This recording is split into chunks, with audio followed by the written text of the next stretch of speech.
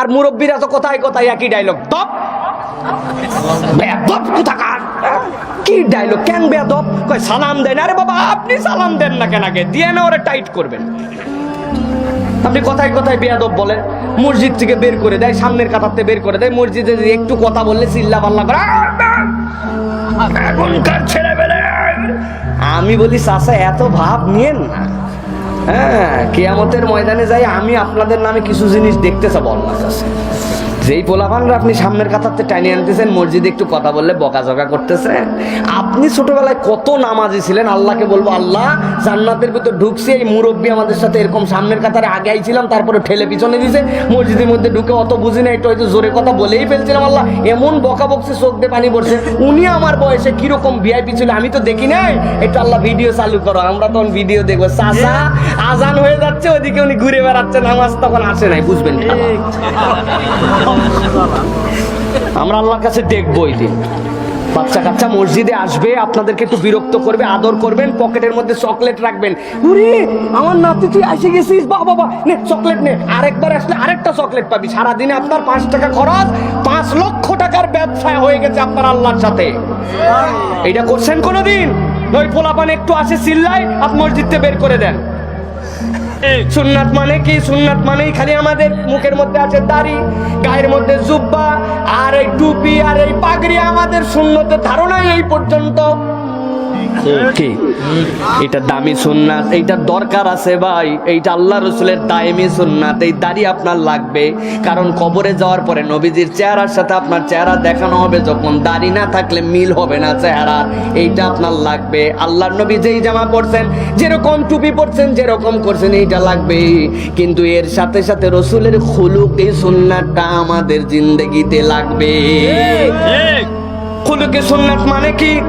আল্লাহর নবীর বাহ্যিক যেরকম আভূষণ ছিল, সেরকম আভ্যন্তরীণ রসুল কেমন মানুষ ছিলেন, রসুল তার স্ত্রীর সাথে কেমন আচরণ করেছেন, রসুল কেমন হাসি খুশি মানুষ ছিলেন, অন্তরটা কেমন পরিষ্কার ছিল, রসুল ব্যবসায়ী হিসাবে কেমন খুলুক রাখতেন, এইগুলা যদি আমরা না ফলো করি, কেবলমাত্র এই বাহ্যিক সুন্নত নিয়ে পড়ে থাকি, তাইলে প্রকৃত রাসূল মানা হয় নাই।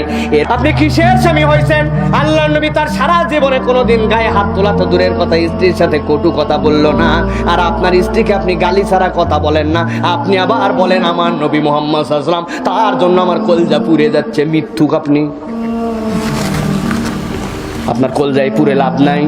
আপনার কলিজা পুরাতে হবে, আল্লাহ নবীর সুন্নাত আপনার জীবনে ধারণ করতে হবে। ও যুবক, তুমি স্মার্ট হয়ে গেছো, তুমি বিরাট আধুনিক হয়ে গেছো, ঢাকাতে পড়ো, কলেজে পড়ো, তুমি কি আর জমিনে আছো নাকি? ওরে বাবা কি ভাব তার, মায়ের সাথে হাঁকার দিয়ে কথা বলে, বাপে তুই তাকারি করে কথা বলে, এমন আচরণ করে কথা বলে যে এই কথা শুনলে কষ্ট পাওয়া যায়। বন্ধু বান্ধবী ফোন করলে হ্যালো হ্যালো হ্যালো, তুই রাখ আমি কল ব্যাক করতেছি। আর বাপ কথা বললে কয় এখন কল করছে কি জন্য, পরে কথা বলবো নি। টাকার সময় খালি আব্বার টাকা লাগে, অন্য সময় বাপ মা খবর নিতে চাইলেও তোমার বিরক্ত লাগে। এইটা নবীর উম্মত তুমি এখনো হতে পারো না, ঠিক কি না? একটা হাদিস বলি আপনাদের কাছে, রাসূল সাল্লাল্লাহু আলাইহি ওয়াসাল্লামের আচরণ কিরকম ছিল। আল্লাহ রাব্বুল আলামিন কেন এই কথা বললেন? ওয়ায়াকুলু ইয়া লাইতানা আতানা আল্লাহ ওয়া আতানা রাসূল। আল্লাহ নবী এশার নামাজে দাঁড়ায় গেছেন, বেলাল রাদিয়াল্লাহু তাআলা আনহু বিরক্ত হচ্ছেন। আল্লাহ নবী এশার নামাজে দাঁড়িয়ে গেছেন, আল্লাহ নবী মুসাল্লায় যাবেন, হযরতে বেলাল ইকামত দিয়ে দিয়েছেন, সাহাবীরা দাঁড়ায় গেছেন। হঠাৎ করে একটা গ্রাম্য বেদুইন আসছে, রুরাল ম্যান, গ্রাম থেকে আসছে, মক্কা মদিনার দূরের একটা প্রান্ত থেকে আসছে। আসার পরে উটটা বাইরে বেঁধেছে, আসার পরে নবীজিকে সালাম দিয়া মুহাম্মদ সাল্লাল্লাহু আলাইহি ওয়াসাল্লামের হাতটা ধরছে, হাত ধরে মুহাম্মদ কেমন আছো, ভালো আছো, বউ বাচ্চা কেমন আছে, শরীর কেমন আছে, কেমন চলতেছে মদিনায়?